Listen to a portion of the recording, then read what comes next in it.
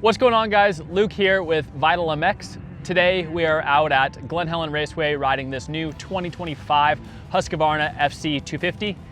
And man, I really do think today's conditions, today's track is the perfect way to feel the improvements that they have done to this bike, to the chassis, to the suspension.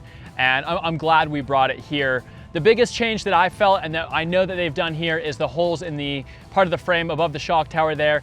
That really helps on conditions like today. So, you know, when you have the little chop, the little square edge, it really allows the bike to be more supple and move, and the chassis does not feel like it binds up and is as much, you know, hitting in your body and in your hands and stuff. And I can directly compare this to last week I rode here on one of the older style bikes, and every little bump and thing I would feel, whereas then riding this today in stock form, man, it is so much better. So really stoked on that. I didn't even have to play around the suspension too much. I put the sag at 105, went a little bit back and forth with the clickers and then air pressure, which I kind of got right to my comfort level, which is 10.6 bar. But I do really like what they've done, and it has helped the overall handling and comfort of this bike. For 2025, the WP fork has a new setting.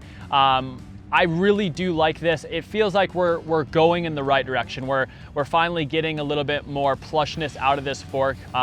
In years past, you'd feel this nasty slap down and this harsh feedback in your hand. So between the new setting and the fork, allowing more comfort there, the changes to the chassis, that all coupled with, this has the 10 mil lower fork and shock. So it seems like it works really well for this bike.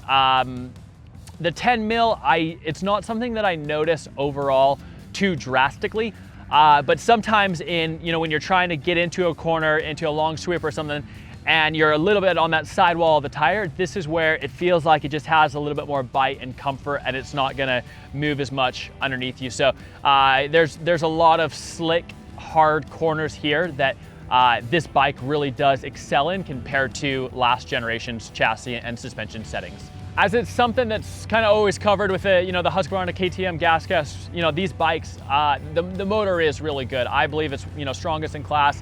Really do enjoy it. Different than the 19 to 22 style where you'd really rev that bike. This one you need to ride a little bit more in the meat of the power, but still it is one of my favorite 250Fs to ride.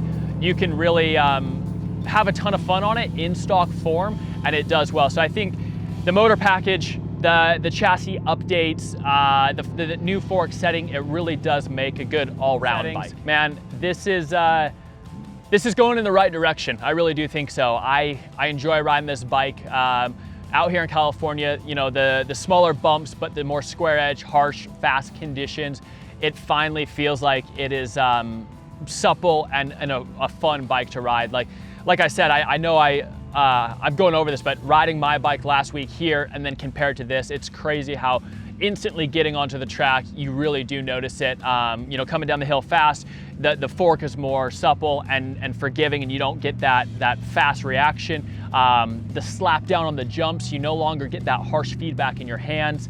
And then, the acceleration out of the corners, if you do hit a square edge and you really sit into that, it doesn't seem like it wants to push side to side and move out from underneath you like it did in years past.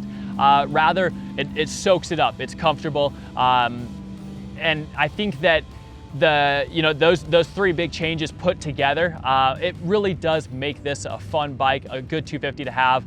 For myself, I know I want to go and get one after riding this today, but man, if you guys enjoy this content, make sure to like and subscribe and stay tuned for more.